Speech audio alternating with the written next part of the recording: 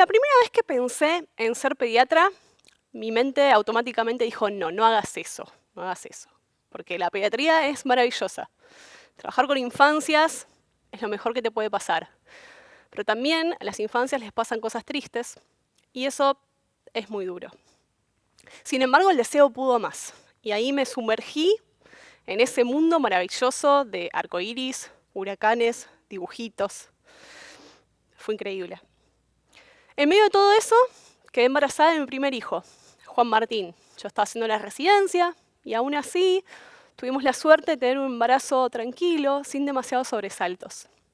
Sin embargo, su llegada fue abrupta, fue triste, incluyó un mes de neonatología y nosotros, sus padres, que éramos pediatras, pasamos del otro lado. Empezamos a ver desde adentro cómo se mira una máquina con números, con el cuerpo de tu bebito, lleno de vías, lleno de estudios. Sin embargo, tuvimos la enorme suerte de volver a casa y pasamos los 6 meses más hermosos de nuestra vida. Juan iba creciendo, iba sonriendo, se iba desarrollando. Y en ese momento, lamentablemente, volvimos a la terapia intensiva. Una enfermedad muy grave, muy abrupta, que de todos modos creíamos que íbamos a superar. Faltaban pocos días para volver a casa. Estábamos ya con el corazón más liviano. Y de repente, nunca más volvimos. Juan empeoró muy rápido, de un día para otro. Su cerebro dejó de funcionar. Y nosotros entendimos que él había tomado una decisión. Nosotros queríamos criar un hijo libre. Y le dimos la libertad de elegir. Le dimos la mano y lo dejamos ir. Mi primera pregunta, cuando Juan murió, fue si podía donar sus órganos. A veces no se puede, pero en este caso, sí, podía. Y Juan le dio vida a otras 6 personas. Cuando nosotros decidimos ser una familia donante, empezamos a escuchar un montón de frases y un montón de preguntas que naturalmente tienen las personas alrededor de esto. Hay muchos mitos alrededor de la donación de órganos. El mito más común es que si sos donante, no se van a esforzar en salvarte. El equipo médico no se va a esforzar en salvarte, sino que te va a dejar morir. La realidad de esto es que si un equipo médico deja a una persona morir, la persona entra en falla multiorgánica y sus órganos no van a servir para una donación de órganos. El segundo mito más común sobre esto es que, ¿qué pasa? ¿Me pueden sacar los órganos estando vivo? Y acá nos vamos a meter a hablar de algo que es muy duro, que es hablar de la muerte, y muy misterioso. La muerte tal como la conocemos, el paro cardiorrespiratorio implica esto, ¿no? Un cese de las funciones cardíacas y respiratorias. Pero hay otro concepto, que es el de la muerte encefálica. La muerte encefálica es el cese irreversible de todas las funciones cerebrales. El cerebro no le puede decir al resto del cuerpo que el corazón tiene que latir y que los pulmones tienen que moverse. Una persona con muerte encefálica no está grave, no está muy enferma, no está esperando que suceda algo, sino que es una persona que ha fallecido. Recién se habla de donación de órganos cuando la persona ya tiene un diagnóstico de muerte encefálica.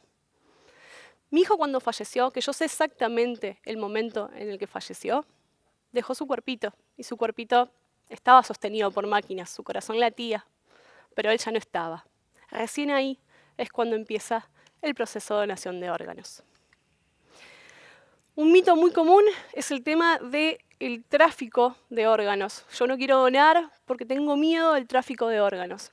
Y la realidad es que el proceso en Argentina es muy transparente. Justamente hay leyes muy rígidas alrededor del tema.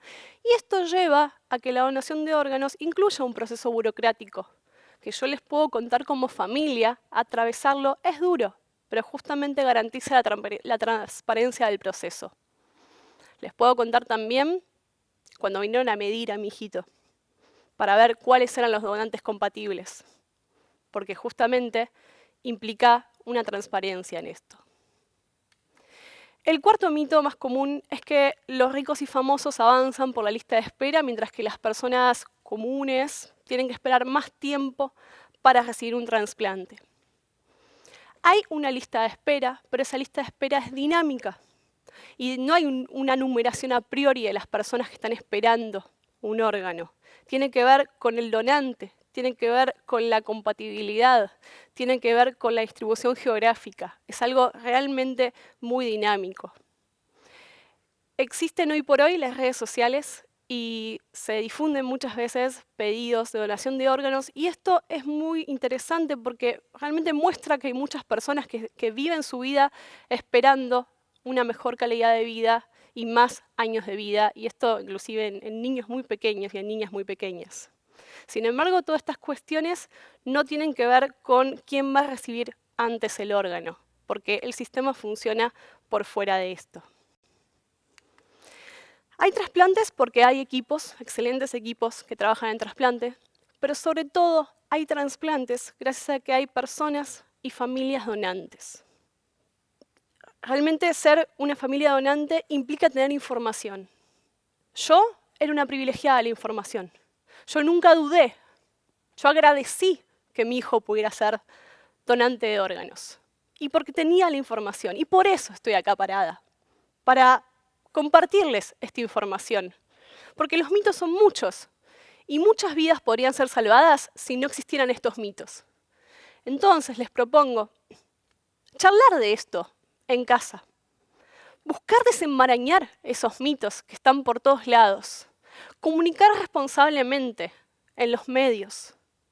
Si bien en Argentina tenemos la ley de donante presunto, en la cual todos los mayores de edad somos donantes, a menos que expresemos la voluntad contraria, es importante que nuestra familia lo sepa y sepa por qué lo queremos hacer y pueda contar sus miedos y encontrar la respuesta a esos miedos.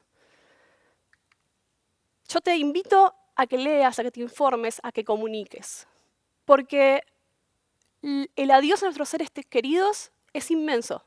Toda la vida vas a hacer un duelo, toda la vida lo vas a recordar con infinito amor. Pero de la muerte se puede dar vida, porque el amor no se muere, sino que se multiplica.